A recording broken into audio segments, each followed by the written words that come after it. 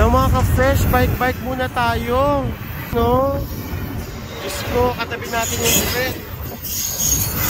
Haba nito kaya bahala na. Tsitsura. Yan.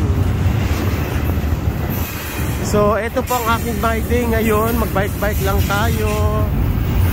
Andito tayo ngayon sa forest na may train. Diba? Ang bilis yung night rider. Ito po yung night rider ko.